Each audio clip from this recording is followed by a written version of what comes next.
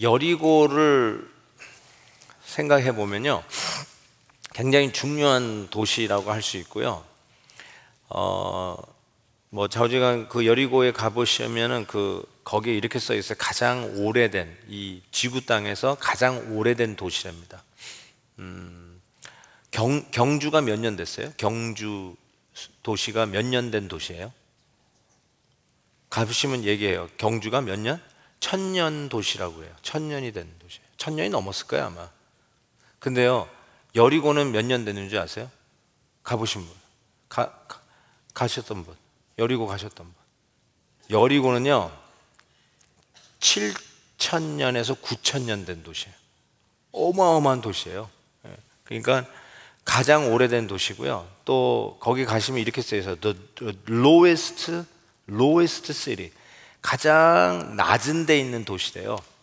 해저 1300피트, 해저 1300피트가 여리고가 위치하고 있다고 합니다. 그리고 여리고에 가시면 그때 여러분이 거기서 대추, 야자, 열매 하면서 과일을 먹었던 기억이 나실 것입니다. 여리고에 가시면 이 과일 장사들이 쫙 늘어서 있어요. 왜냐하면 과일이 잘 돼요. 농사가 잘 돼요.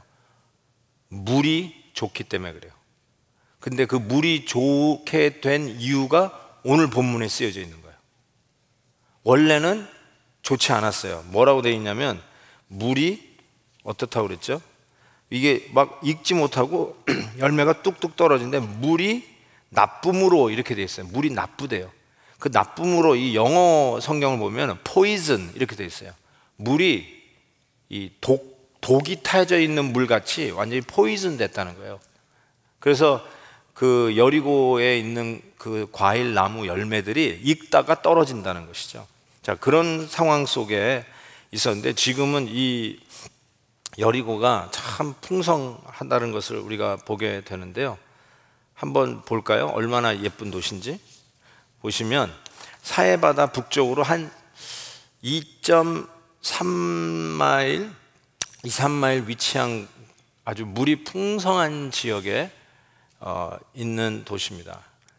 저 아래 바다는 사해바다입니다. 그 사해바다 위로 요단강이 쭉 올라가다가 저 갈멜산 쪽쯤 가면은 이제 그 갈릴리 호수가 그 선에 있죠. 그러니까 사해바다 내려가기 전에 저 여리고예요. 그러니까 요단강이 저 도시 오른쪽으로 흘러서 사해로 들어갑니다. 그러니까 이 출애굽한 백성들이 사해바다 바로 오른쪽을 타고 올라와서 요단강을 도하하고 첫 번째 난공불락 여리고성을 허무는 승리하는 그 계가를 올리는데, 그래서 요단강 건너 여리고성입니다. 그래서 저곳이 참 이렇게 물이 좋은 도시로 알려져 있습니다. 그래서 가나안 정복할 때 제일 먼저 점령한 도시가 되겠고요. 히엘의 자식들이 희생된 곳이라고 되어 있습니다. 히엘의 누구냐면요, 실은 여호수아가 맹세하여 이르되 누구든지 일어나서 이 여리고성을 건축하는 자는 결단 죽을 거라고 그랬어요. 성을 건축하는 자는 여호와 앞에서 저주를 받을 것인데 기초를 놓을 때 맏아들, 문을 세울 때 막내 아들을 이룬다고 여호수아가 예언을 했어요. 그런데 그거를 무시하고 열왕기상 16장에 와 보시면 히엘이라고 하는 사람이 여리고성을 다시 건축하려고 했습니다. 근데 저기에 앞에 붙어 있는 어디 출신 사람인 걸 꼭 기억하세요. 어디? 저와 여러분과 같이 어디 사람? 베델 사람이었어요. 베델 사람. 다행히 우리와 같은 스펠링이 아니라서 우리는 조금 우리는 아닙니다 이렇게 얘기할 수 있을지 모르겠는데, 어쨌든 베델 사람 히엘이 여리고성을 건축을 한 거예요. 한 600년, 700년 지난 것 같습니다. 얼추 그렇습니다. 혹시 틀려도 그렇게 많이 안 틀렸으니까요. 그러니까 여러분, 말씀이 그렇게 할 것이다 하고, 쉽게 얘기해서 우리 시대로 얘기하면 고려 시대 때 예언한 말씀이 이조 시대도 지나가고 대한제국 만렵에 일어났다는 소리예요. 그러니까 이건 말도 안 되는 거죠. 이게 그때 한 말씀이 뭐 이루어질까 이랬는데, 그때 한 말씀이 이 히엘이 그게 뭐 still working 할까, 아직 그것이 효과가 있을까라고 하면서 여리고성을 지었는데, 그때 터를 닦을 때 맏아들 아비람이 죽고 또 막내 아들 수굽이 죽었다는 것인데, 거기다 이렇게 썼어요. 여호수아를 통하여 하신 말씀같이 되었더라. 이게 말씀의 능력이에요. 아멘. Ancient answers to modern problems. 정말로 우리 시대에 있는 문제들의 해답을 2000년 전, 3000년 전 하나님의 말씀 속에서 그 해답은 우리는 충분히 찾을 수 있다는 또 하나의 근거라고 이야기할 수 있습니다. 자, 그런데 바로 이 여리고에서 물이 포이즌 돼가지고 열매가 안 맺어지는 거예요. 그런데 이 물이 안 좋을 때 어떻게 기적을 하냐면 소금을 던진 거예요. 말씀해 보니까. 그렇죠? 보세요. 엘리사가 21절에 보니까 물 근원으로 나가서 소금을 그 가운데 던지며 이르되 여호와의 말씀이 내가 이 물을 고쳤으니 이로부터 다시는 죽음이나 열매 맺지 못함이 없을지니라 하였느니라. 이 물이 엘리사와 한 말과 같이 고쳐져서 언제까지 이른다? 오늘에 이르느니라. 그래서 여러분이 여리고에 가시면 지금도 좋은 과일 열매를 먹게 되는 것입니다. 저기 가보셨나요? 혹시? 저기가 바로 엘리사가 소금을 던진 데입니다. 그렇게 믿겨지는 곳이라고 해요. 저기 이게 천장으로 가려져 있어요. 근데 이게 관광버스가 가면은 잘 안 데리고 들어가는 걸로 알고 있는데, 저는 어쨌든 저기를 개인적으로 좀 찾아갔었습니다. 찾아갔는데 인터넷에 보니까 사진들 많이 띄워놨더라고요. 그러니까 많이들 가시는 것 같습니다. 근데 저기가 이제 여리고에 물을 대는 수원입니다. 물이 저기서 나오는데 1분에 20톤씩 저렇게 깨끗한 물이 나온다고 합니다. 근데 지금도 나오는데 생각해 보세요. 지금 엘리사 시대 고쳐가지고 지금까지 이르니라. 대단한 거 아니에요? 그래서 도시가 왜 가장 오래된 도시로 오늘까지 남아있을 수 있느냐? 물이 좋아서 그래요. 물이 좋아서. 자, 그러면 여기서 무슨 교훈을 우리가 얻을 수 있을까요? 소금을 한 바가지 사가지고 우리 먹는 물에다가 다 타가지고 먹어야 되겠다? 실은 여러분 그 정수기에 소금 안 들어가나요? 혹시? 안 들어가요? 뭐 자주 잘 모르겠어요. 그러니까 정수기에 소금을 써서 물을 좀 정제시키라는 이런 뜻이라기보다는요, 여러 가지 의미가 있다고 저는 생각합니다. 이것도 기적이잖아요.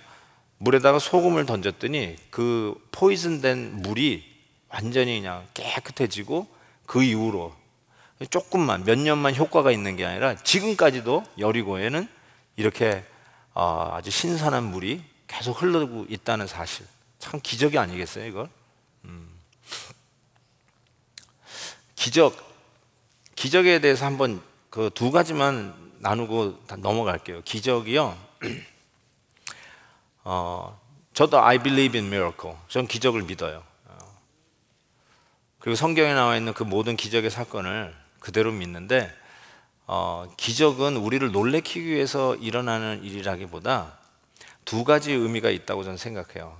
실은 물이 포이즌 됐다고 그랬잖아요. 물이 완전히 이게 나쁜 물이 된 거잖아요. 그런데 그 물이 정제되어가지고 깨끗한 물이 되었어요. 그 말은 원래 상태로 복원되었다는 뜻이에요. 그러니까 기적이라는 게 뭐냐면 원래 모습으로 복원시키는 거예요. 그게 기적이에요. 갑자기 이 김한효라고 하는 사람이에게 기적이 일어나면 내가 마징가 제트, 마징가 제트는 옛날, 요즘은 뭐죠? 파워레인저 뭐 그렇게 되는 게 아니라 원래 내 가장 최상의 모습으로 회복이 되는 거, 그걸 기적이라고 하는 거예요. 간이 나빴는데 간이 다시 정상 기능으로 돌아오는 것, 이게 기적이에요. 그러니까 여러분에게 지금 정상적인 분들만 여기 와 계시죠? 그분들은 그럼 무슨 뜻일까요? 전부 다 여러분은 기적의 산 증인들로 이 자리에 와 있음을 믿으셔야 돼요. 그래서 기적은 정상으로 회복하는 것이 그 기적의 의미예요. 그 말은 구속적인 의미를 가져요. 구속적인 의미는 뭐냐면 영어로는 redemptive한 이유를 가져요. 그러니까 예수님께서 안진뱅이를 일으키시고 나중에도 나오겠지만 죽은 자를 살려내시는 그 모든 기적들은 실은 단순히 와 깜짝 쇼를 하는 것이 아니라 redemptive 구원의 그 메시지를 가지고 저 천국으로 향하는 그런 구속적인 역사에 이 기적이 역할을 가능한 그날을 바라다 보게 하는 거예요. 실은 여러분 나사로가 죽었다가 예수님이 다시 살려나셨잖아요. 나사로가 나오느라 했더니 붕대 감고 나와 버렸잖아요. 그 시신을 넣어놓은 그 굴에서 나왔잖아요. 근데 나사로가 다시 죽었나요? 안 죽었나요? 어떻게 알아요? 성경에 나왔나요? 나사로 다시 죽었어요. 맞아요. 다시 죽었어요. 그럼 다시 죽을 걸 왜 살려내요? 자, 여러분들 이 중에서도 몸이 아팠다가 하나님이 회복시켜 주시는 큰 은혜를 받은 분들 틀림없이 계실 거예요. 기적이 체험된 것이죠. 근데 여러분도 죽을까요? 안 죽을까요? 죽어요. 예. 자신 있게 얘기하세요. 여러분도 죽어요. 그런데 여러분이 가졌던 그 기적의 경험은 결국 여러분에게 뭘 의미하냐면 이것을 통해서 천국에서 내가 회복되겠구나 하는 이 구속적인 redemptive한 그것을 바라보게 하는 것이 기적의 아주 중요한 의미입니다. 여러분, 야, 나 살았어. 너도 살 수 있어. 우린 영원히 안 죽을 수 있어. 아니에요, 여러분. 여러분에게 암 선고를 받았다가 암에서 회복되셨어도 나중에 다 죽어요.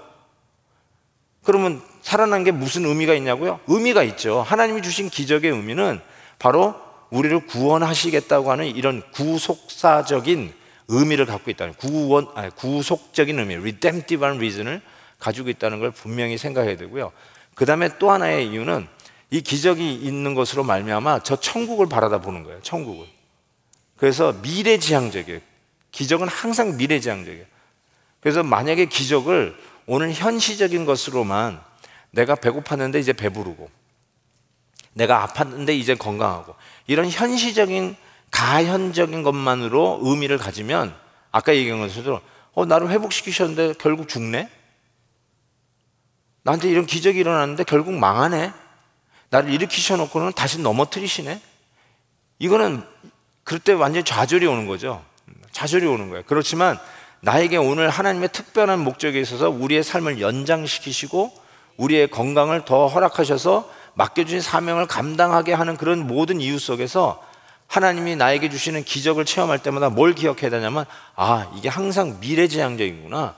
우리 하나님의 나라를 바라고 뛰어가야 하는 성도들의 모습을 가르쳐 주시는구나를 꼭 기억하셔야 됩니다. 오케이, 이 두 가지 redemptive, 그 다음에 미래적, 이걸 두 개 기억하시고요. 자, 그러면 이제 물을 치유하시는 이런 기적이 일어났는데 이 물에 대해서 한번 좀 생각을 해봤으면 좋겠습니다. 성경에 뭐 거창하게 theology of water 이렇게 써놨긴 했지만 자, 물에 대해서 생각해 볼 때 마지막 날에 요한복음에 보면 우리 성도들이 받아야 할 성령, 받아야 할 은혜를 요한복음 3장 5절 이렇게 되어요. 우리가 물과 성령으로 거듭나지 아니하면 물과 성령으로. 자, 요거를 이제 여러분이 성경 해석을 실은 하셔야 됩니다. 물과 성령으로 거듭난다는 게 무슨 뜻인가 이렇게 생각할 수 있어요. 물과 성령으로 나지 아니하면 하나님 나라에 들어갈 수 없다. 여러분 이거 어떻게 해석하고 어떻게 배우셨나요? 물과 성령으로 나지 않아요. 여러분 물과 성령으로 나셨나요? 왜냐하면 여러분이 그렇지 않으면 천국 못 가거든요. 그러니까 여러분이 물과 성령으로 나신 게 틀림없는데 천국 갈 확신이 있으시면 뭘까요? 그러면 이렇게 얘기하는 수가 있어요. 가장 그냥 뭐라 그럴까요? 그냥 생각 별로 안 하고 그냥 해석을 하면 물은 물세례, 성령은 불세례. 그래서 물세례와 성령 세례를 받아서 하늘나라에 들어간다.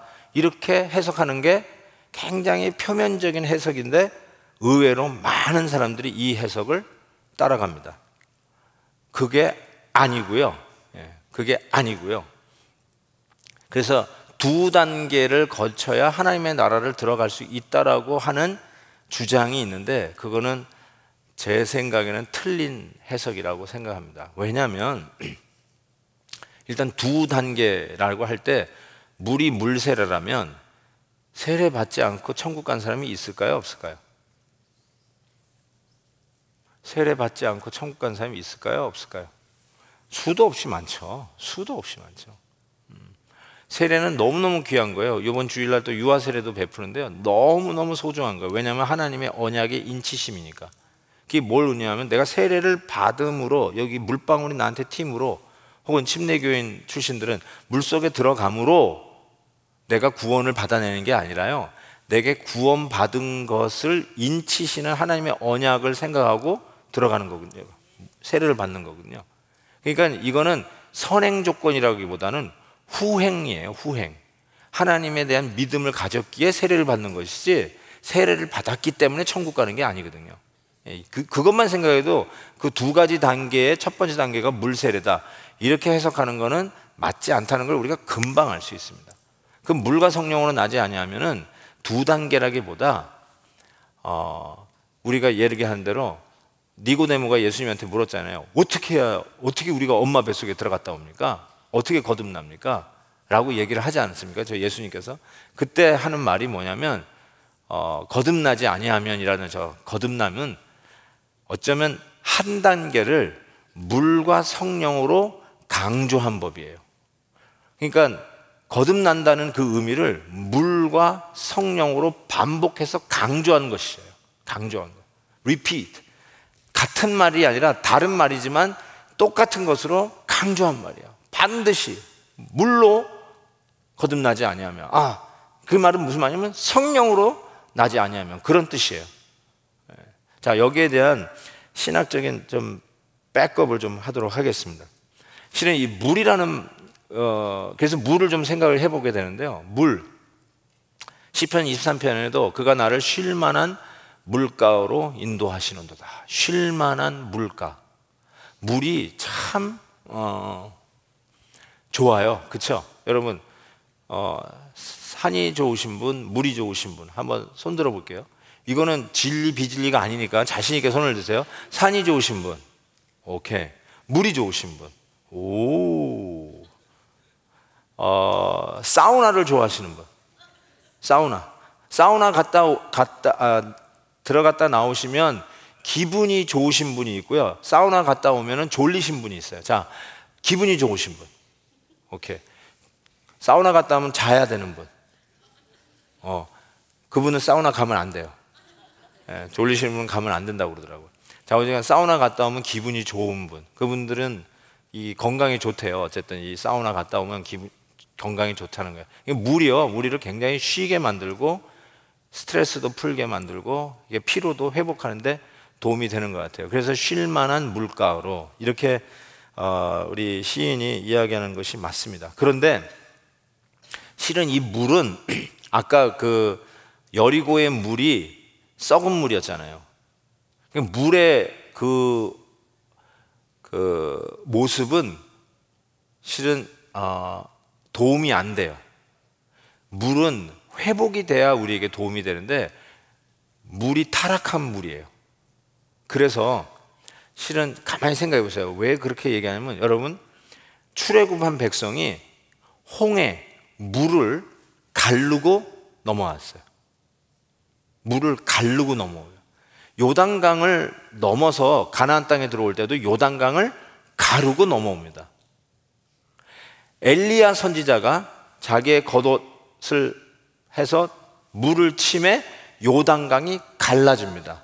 엘리사가 그 엘리야의 망토를 받아서 치매 다기도 반대로 다시 요단강을 가르고 건너오는 것을 보게 됩니다.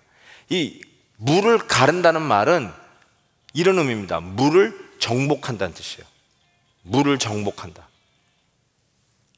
이 물이라는 게 참 이 성경에서 나오는 이 이야기들이 굉장히 참 재미있어요.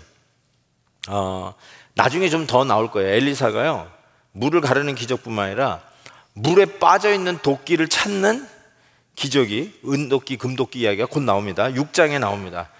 개봉박도 다음 주에 할 테니까 빠지지 마세요. 근데 이 시편 29편에 보니까요, 여호와의 소리가 물 위에 있도다. 보세요. 물 위에 있도다. 물을 다스린다는 의미를 갖고 있죠. 하나님의 우레소리를 내심에 여호와는 많은 물 위에 계시도다. 여호와는 물 위에 계시도다. 이것이 신학적인 표현이 뭐냐면 예수님이 물 위를 걸으시는 모습이에요. 물을 정복하신 예수님.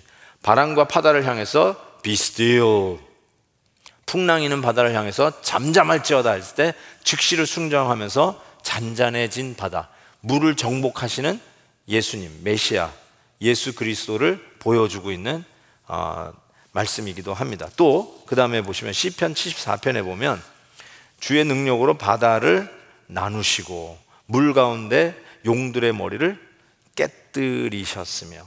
그러니까 옛날부터요, 이 바다는 용들의 머리가 나오는 곳이에요. 바다는 용들의 머리, 사탄이 나오는 곳이에요. 그러니까 이 바다의 그런 그 흉흉함과 폭풍과 흔들림과 폭풍우가 부는 이 모든 것이 무질서를 상징해요. 그래서 하나님께서 나오시면 물을 다스려 버려요. 이 위협받는 물을 갈라버리세요. 우리의 길을 막고 있는 물을 갈라버리세요. 그래서 이 물은 어떻게 보면 무질서를 상징하는 것이 물이다라는 것을 생각해 보게 돼요. 실은 계시록에서도요, 용이 어디서 나오냐면 바다에서 나오잖아요. 계시록 13장 보세요. 내가 보니 바다에서 한 짐승이 나오는데 뿔이 열이요. 자, 그래서 목사님 뭐 물, 바다, 뭐 강, 나중에 강도 얘기할 수 있어요. 근데 여러분 옛날 주 목사님께서 강의했던 거 기억나시죠? 이 히브리 사람들, 이스라엘 사람들의 마인드에는 바다, 호수, 강 구별이 없어요. 그래서 맨날 헷갈리는 게 갈릴리 바다인지 갈릴리 호수인지. 예? 맨날 헷갈리는 이유가 뭐예요? 우리는 호수죠. 이거 둘러싸여 있으니까 호수죠. 바다가 아니지, 어떻게 보면. 자, 그런데도 불구하고 자주간 모여 있으면 물이든 바다든 호수든 다 그렇게 부르듯이, 그래서 성경에 보면은 거기에 따라 컨텍스트에 따라 바다로 번역하기도 하고 그냥 강으로도 번역하기도 하고 물이라고도 번역하기도 하고. 그러니까 여러분 다른 게 아니냐라고 하지 뭐냐, 다 같은 겁니다. 같은 내용이에요. 자, 그런데 자, 이와 같은데 보세요. 예수님께서 요한복음 4장에 뭐라고 얘기하냐면 요한복음 4장에 보면 내가 주는 물을 먹는 자는 영원히 목마르지 아니하리니 내가 주는 물은 그 속에서 영생하도록 솟아나는 샘물이 되리라. 뭐예요? 물이 치료됐어요. 이게 썩은 물이 아니고요, 악한 물이 아니고 사탄이 잠재해가지고 그 안에서 비틀고 있는 그런 물이 아니라 마치 엘리사 선지자가 물이 포이즌 돼가지고 토산이 익지 못하고 뚝뚝 떨어지는 그 땅을 결국 이 물을, 소금을 던져서 치유하듯이 우리 주 예수 그리스도께서 물을 치유한 것이죠. 그래서 이제는 내 물을 먹는 자마다 영생하고 목마르지 아니하리라 라고 말씀하고 계시는 거죠. 그래서 계시록에도 그러게요. 저가 수정같이 맑은 생명수의 강을 내게 보이니 하나님과 및 어린 양의 보좌로부터 나서 길 가운데로 흐르더라. 그 다음에 계시록에 나와요. 강 좌우에 생명나무가 있어 12가지 열매를 맺되 달마다 그 열매를 맺고 그 잎사귀들이 만국을 치료하기 위하여 있더라. 더 이상 저주가 없더라. 그러니까 천국의 회복된 모습은 물이 회복된 모습이에요. 물이 회복됐어요. 참 이게 아주 재밌는 것 같아요. 이 물만 좀 생각해 보면. 그래서 엘리사 선지자가 그 선지자로서의 사역을 시작하면서 제일 먼저 한 기적이 이 물을 치료하는 사역이었는데, 엘리사가 엘리야에서 그 바통을 받아서 엘리사가 된 것, 엘리사 선지자가 그 사역을 맡아서 갑절의 영감, 그때 갑절의 영감이 2배나 더 힘 있고 2배나 더 자랑스럽고 2배나 더 멋있고 2배나 더 큰 사역을 한다는 뜻이 아니라 어떻게 보면 2배나 더 힘들고 2배나 더 희생적이고 2배나 더 내려놓는 그 사역을 향한 부르심이라고 말씀드렸잖아요. 그래서 광야에 외치는 자의 소리, 세례 요한의 뒤를 이어서 결국 메시아 예수 그리스도가 오셨듯이 엘리야 선지자, 마다들과 같은 그 예수 그리스도가 오셨지, 엘리야 선지자의 뒤를 이어 뒤를 잇는 마다들, 갑절의 영감, 마다들의 역할로 그 사역을 이어가겠다는, 그 희생과 고생의 길을 가겠다고 하는 엘리사 선지자가 등장하여서 첫 번째로 보여준 게 물을 치료하는 사역이에요. 근데 그 물을 치료하는 사역을 보니까 예수님이 하시는 사역이에요. 그래서 실은 엘리사하고 예수님이 굉장히 많이 비유가 되는데요, 실은 나만의 문둥병을 고치는 사건이 열왕기하 5장에 나옵니다. 아시죠? 한 번, 두 번 막 이렇게 들어갔다 나온다. 근데 예수님도 10명의 문둥병자를 고치시는 사건이 나오시죠. 또 수넴 여인의 아들을 살리시는 그 사건이 열왕기하 4장에 나옵니다. 예수님이 나인성 과부의 아들을 살리는 사건이 또 나옵니다. 뿐만 아니라 역시 열왕기하 4장인데요, 100명을 먹이는 사건, 기적이 일어나죠. 100명을 먹여요. 예수님은 오병이어로 5병이어의 사건이 나타납니다. 어쨌든 그 엘리사하고 예수님이 굉장히 흡사하게 표현되고 있는 것을 우리가 주목해 볼 필요가 있습니다. 자, 이와 같은 물을 치료하는 기적을 이룬 이 엘리사가 이제 어디로 올라가냐면 여리고에서 베델로 올라갑니다. 베델로. 베델. 이게 이제 우리 베델 교인이 이 부분은 별로 안 좋아하는 본문이기도 합니다. 왜냐하면 이 베델이 별로 좋지 않은 지방이에요. 터가 안 좋다고 그러죠. 그래서 아유 그쪽 출신이야? 아이고, 꼭 맞아요. 나사렛에서 무슨 선한 것이 나겠냐? 나사렛 출신이야? 아유, 거기 무슨 선한 것이 나?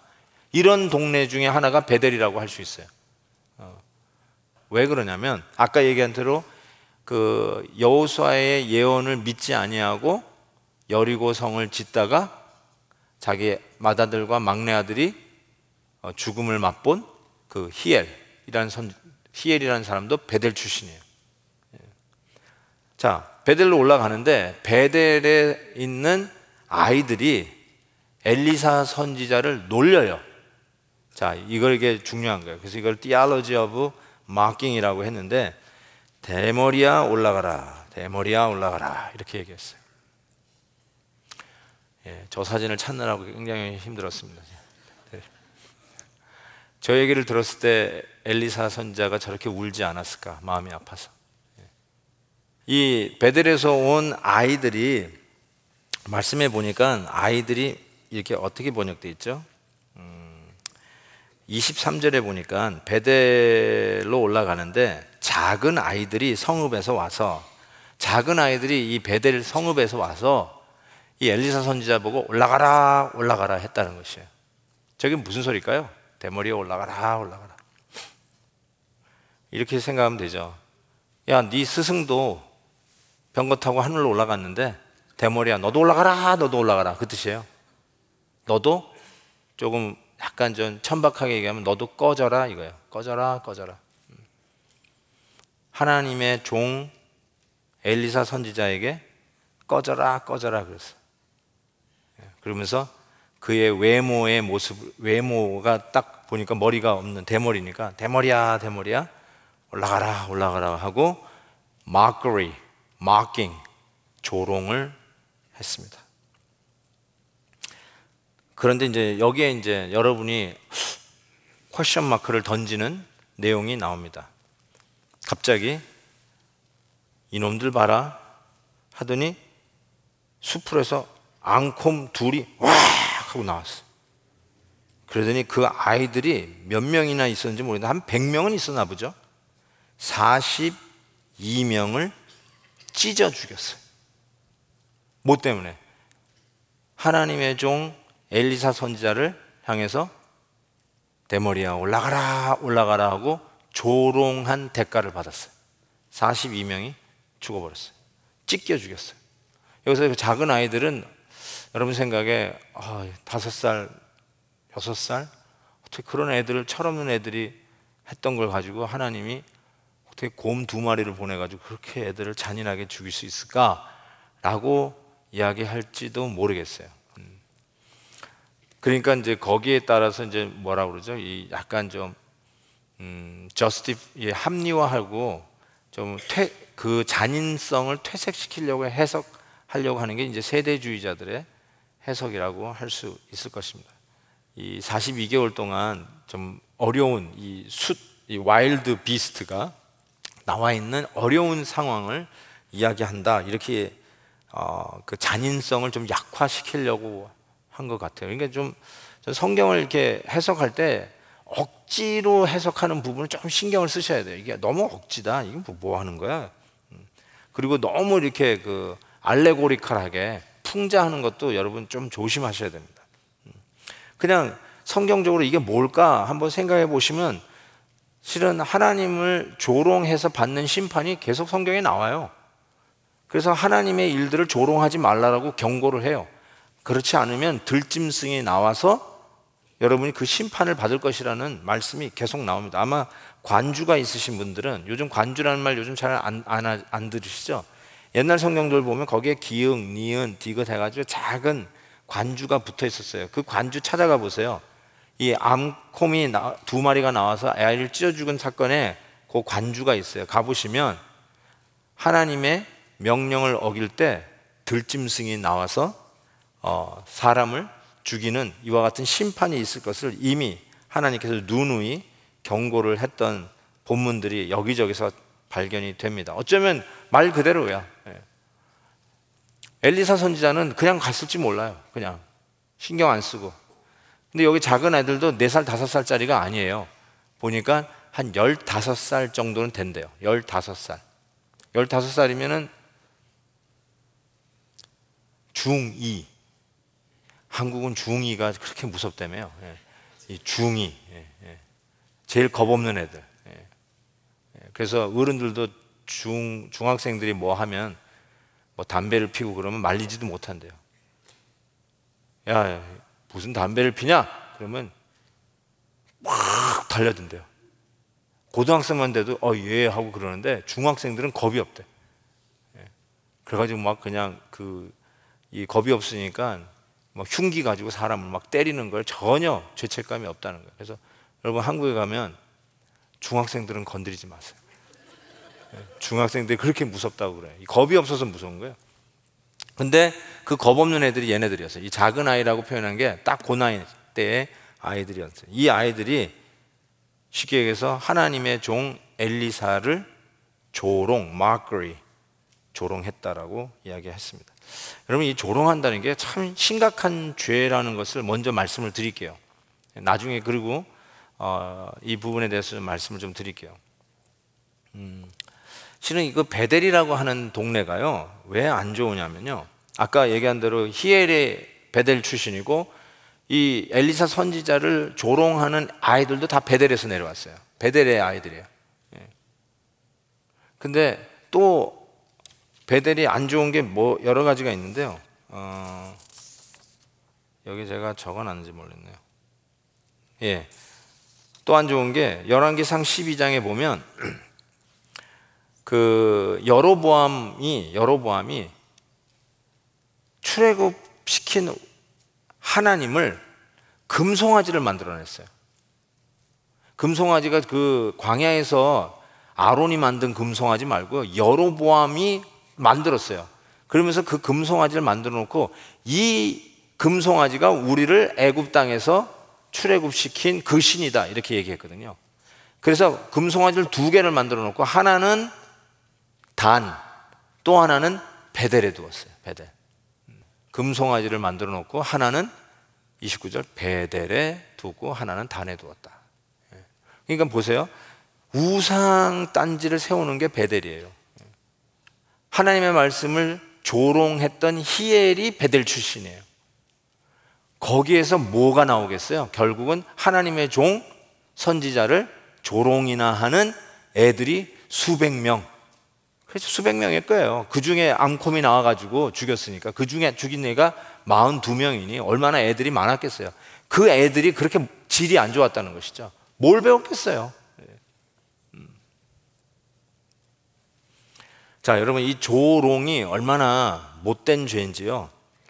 그래서 시편 1편부터 시작되면요, 복 있는 사람은 악인의 꾀를 쫓지 아니하고 죄인의 길에 서지 아니하며 오만한 자, 조롱하는 자, 똑같은 말이에요. mockery, 마킹하는 자들의 자리에 앉지 않는다. 이 첫 번째 시편 1편에 조롱하는 자는 절대로 복을 못 받는데요. 진짜 여러분, 조롱하지 마세요. 뭐라고 그러죠? 희롱하지 마세요. 희롱. 그러니까 비판하고도 약간 좀 다른 말이에요. 비판도 우리가 정말 자제하십시오. 근데 비판을 비아냥거리면서 희롱하는 게 조롱입니다. 잠언 1장 보세요. 너희 어리석은 자들아, 어리석음을 좋아하고 거만한 자들은 거만을 기뻐하며. 거만을, 여기서 거만한 자는 거만을 기뻐하는데, 이 거만이 똑같이 영어로는 mocking이에요. mocking, 조롱. 거만한 자는 조롱하는 거를 인조해, 사람 조롱하면서 쾌감을 느낀다는 거예요. 그게 거만한 자예요. 잠언 13장, 지혜로운 아들은 아비의 훈계를 들으나 거만한 자는, 역시 또 조롱하는 자는 꾸지람을 즐겨 듣지 아니하니라. 아무리 권고를 해도, 장로님이 와서 너 그러면 안 된다 해도, 목사님이 또 그 다음에 찾아가서 그러면 안 된다 해도 우습게 알고 조롱거리로 생각하고 듣지를 않아요. 잠언 24장, 미련한 자의 생각은 죄요 거만한 자.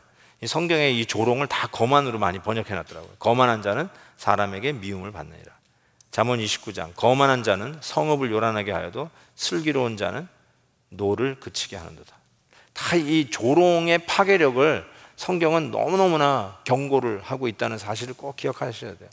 그래서 저는 여러분에게 좀 부탁을 드리고 싶은 게 있는데요, 저희 교회가 이제 우리 셀 모임을 열심히 하려고 애를 쓰잖아요. 애를 쓰고 어떡하는지 이 전체 교인이 한 50% 이상은 셀에 좀 다 조인을 했으면 참 좋겠다, 이런 제가 소원을 갖고 좀 있어요. 안 그러면 건강하지 않기 때문에 그래요. 진짜로 그래요, 여러분.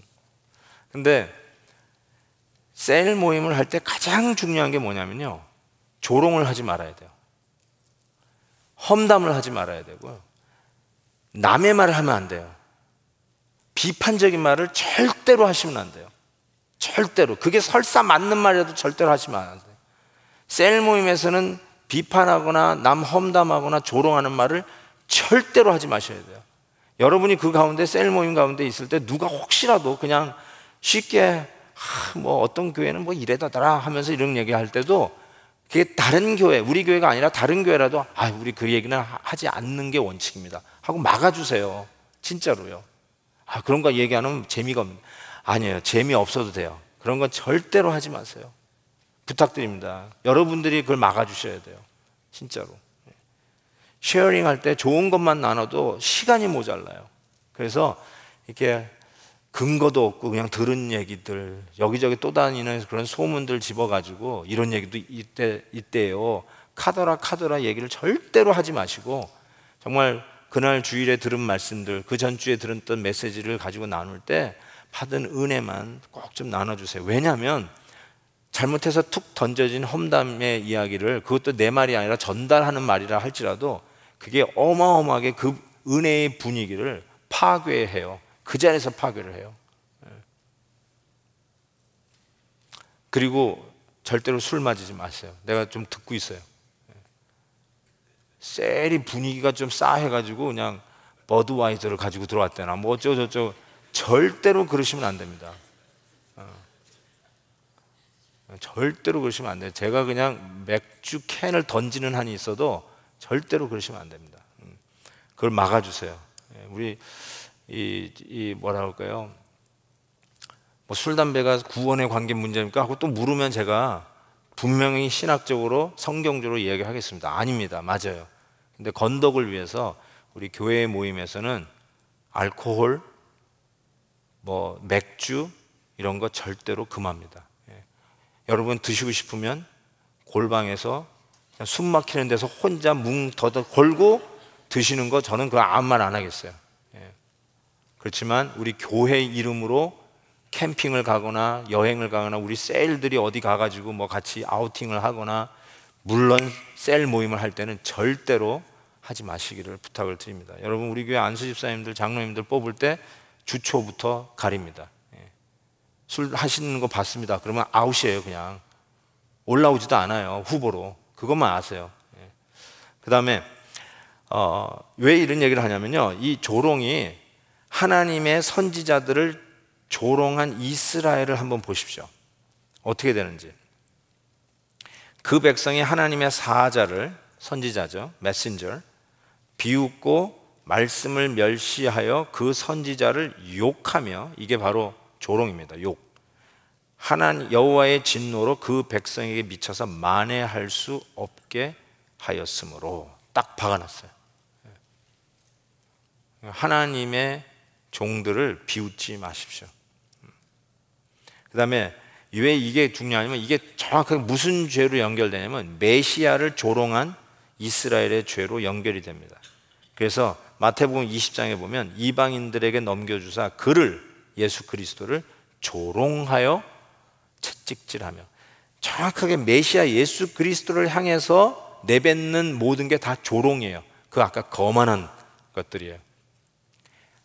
하나님의 선지자를 바로 이 작은 아이들이, 못 모르는 이 15살짜리 소년들이 막 우습게 생각하면서 조롱을 했어요. 대머리에 올라가라, 대머리에 올라가라. 그게 뭐예요? 실은 예수 그리스도 메시아를 향한 그 조롱과 똑같은 조롱이라는 거예요. 가시관에 엮어 그 머리에 씌우고, 27장 29절, 갈대를 그 오른손에 들리고 그 앞에서 무릎을 꿇고, 그 다음에 이거 보세요. 희롱하여 이르되 유대인의 왕이여 평안할지어다. 희롱하는 거예요. 희롱. 조롱이죠. 또 희롱을 다한 후에는 홍포를 벗기고 도로 그의 옷을 입혀 십자가에 못 박으려 끌고 나아가니라.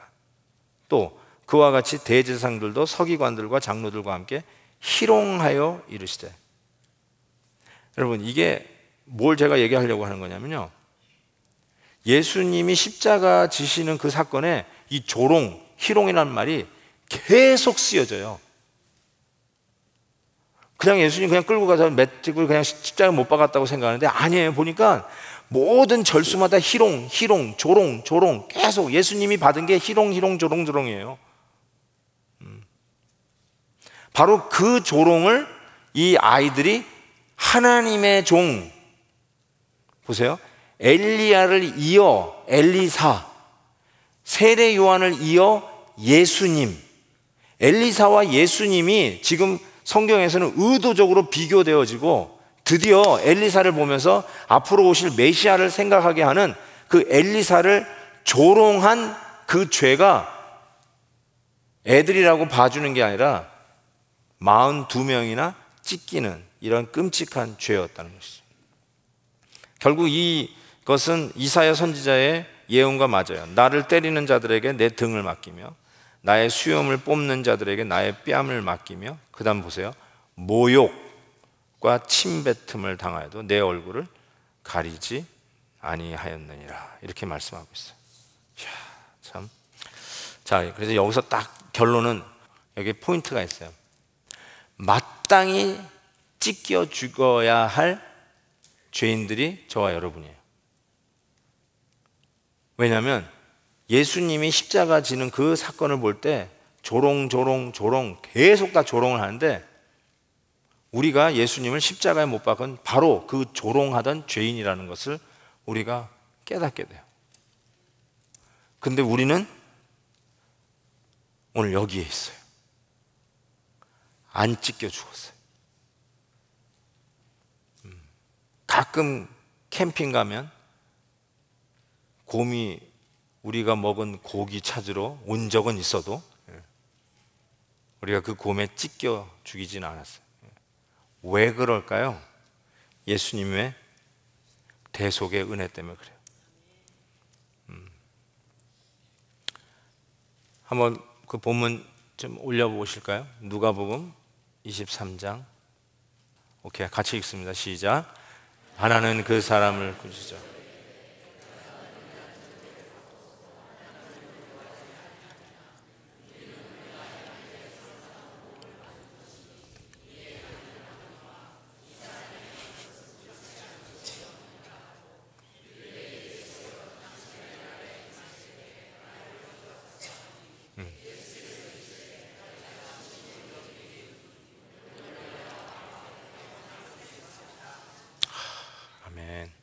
23장 34절 한번 띄워보실래요?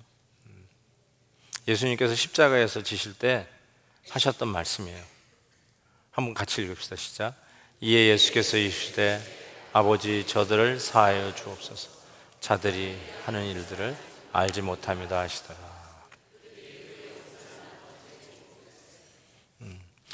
저는 그 예수님의 그 십자가 그에서 좌우에 두 강도가 같이 못 박혔잖아요. 근데 그 중에 한 강도에게 오늘 네가 나와 함께 낙원에 있으리라 하면서 그 한 강도를 용서하시는 그 주님의 그 모습을 보게 되는데, 나는 그게 너무너무나 어메이징하다는 생각을 해봤어요. 왜냐하면 저는 아플 때가 아니라 뭐 감기 걸려가지고 끙끙, 몸살 아파가지고 뭐 끙끙, 뭐 그냥 머리에다가 그냥 뭐 아이스 팩 해가면서 열 내리고 그리고 누워 있을 때 누가 옆에 와서 얘기 거는 것도 싫어요. 싫은 게 아니라 아파요. 아파. 저는 이게 제가 뭐 지금 뭐 그렇게 심각하지는 않아요. 너무 걱정을 마세요. 제가 편두통이 자주 오는 편인데, 저는 편두통이 오면 그냥 하루 24시간을 누워 있지 않으면 안 돼요. 아무 일을 못 해요. 그냥. 그리고 아실 거예요. 햇빛이 너무너무 아파요. 그래서 커튼을 다 닫아야 돼. 깜깜해야 돼, 방이. 빛이 들어오면 그게 눈을 막 확확 쑤시는 것 같아요. 너무 아파가지고. 그래가지고 이 뇌압이 올라가는 것 같아요. 그러니까 뇌압이 올라가니까 이게 펌핑이 꼭 펌프질 하는 것 같아가지고 이 속에 있는 걸 다 끌어올리니까 다 가서 괴해내지 않으면 뭐 없는데도 진짜 다 나와요. 다. 그때요, 햇빛 줄기 하나도 나한테 그렇게 아프고 싫은 게 아니라 아파. 그때 누가 말을 붙인다는 게 거기에 무슨 말대꾸를 하겠어요. 그냥 이러고 있어야 돼. 근데 여러분 그거에 뭐 천만 배 억만 배 아픈 게 십자가 아닌가요? 근데 예수님이 그 십자가를 지시면서 그 강도하고 얘기를 하고 있어요. 그러면서 그 아픈데 네가 나와 함께 낙원에 있으리라. 이게 예수님의 용서예요. 이게 예수님의 너그러움이세요. 나는 그 자체로 어메이징하다는 생각이 들었어요. 그러면서 저들이 하는 일을 알지 못하나이다. 용서해 달라고 하는 예수님의 십자가 때문에 여러분 오늘 여기 오실 때 한 분도 앙콤 안 만나고 여기 은혜 가운데 오신 것을 믿으셔야 돼요. 정말 믿으셔야 돼요.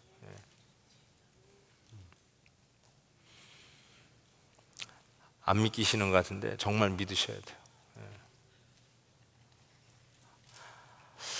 하나님이 오늘도 우리에게 주시는 은혜가 얼마나 큰지요. 오늘 우리 성도님들께서 이 엘리사를 통해서 예표되고 있는 예수님의 사역, 이런 분이시구나. 우리가 하는 일들이 정말 조롱을 많이 했었다면 특별히 오늘 회개 많이 하시고요. 내가 조롱했는데도 나는 안 찢겨 죽었다라고 하면서 허휴 다행이다 이러지 마시고, 그 이유가 예수님이 대신 여러분을 위해서 십자가에서 찢겨지셨다는 사실을 기억하세요.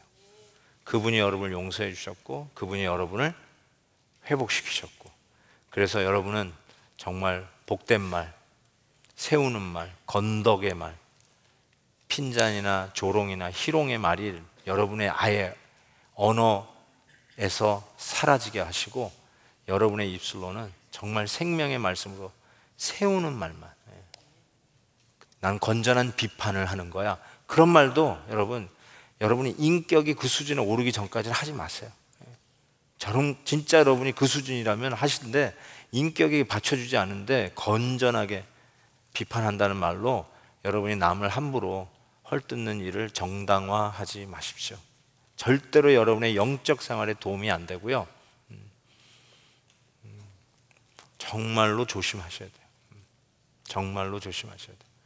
그래서 하나님께서 정말 우리 교회는 너무너무나 참 하나님이 주시는 은혜가 참 크다고 저는 생각해요. 은혜 위에 은혜예요. 그래서 실은 더 조심스럽게 걸어요. 저는 와, 너무 행복하다, 너무 좋다, 우리 교회 너무 좋다. 난 솔직히 그러고 다녀요. 어떻게 살았는데 내가 베델에 와가지고, 그 베델이 아니라 이 베델에 와가지고 내가 어떻게 이렇게 은혜로운 생활을 하고 있을까. 와, 진짜 너무너무나 감사하고,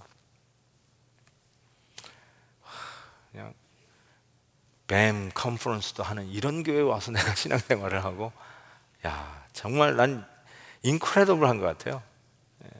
나는 모든 사람들이 나를 다 부러워할 것 같아요.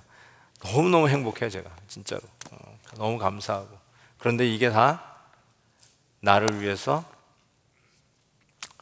나의 이 언어의 실수와 형제를 비판한 수많은 말들도 있었음에도 불구하고 거기에 정당한 들짐승에 찢겨 죽임을 당하지 아니하고 그 죄를 당신이 대신 짊어지셔서 십자가에서 그 죄 가격을 찢기며 우리 대신 갚아주신 예수님 때문에 저가 하는 일을 알지 못하나이다. 용서해 주시는 은혜로 오늘 여기 온 거예요. 자, 그 마음을 가지고 우리 찬양했으면 좋겠어요. 나는 믿네. 실은 지난 주일날 적용 찬양으로 불렀던 건데요.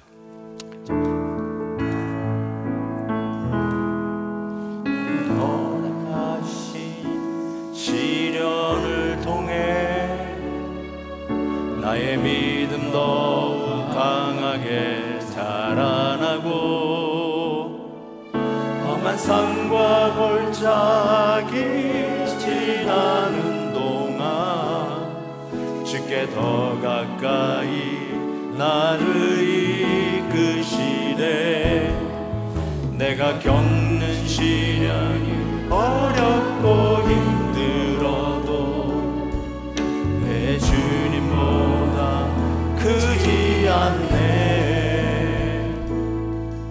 내 앞에다가 갈라지지 않으면 주가 나로 바다 위 걷게 하리. 나는 믿네. 주의 능력으로 내 삶 새롭게 되리. 나는 믿네. 주의 능력으로 담대히 나가리라. 주와 함께 싸워 승리하리라. 날마다 믿음으로 나 살아가리. 다시 한번 합시다. 가사 내용 다시 생각하면서 내게 허락하신 시련을 통해 나의 믿음 더욱 강하게 자라나고 험한 산과 골짜기 지나는 동안 주께 더 가까이 나를 이끄시네. 내가 겪는 시련이 어렵고 힘들어도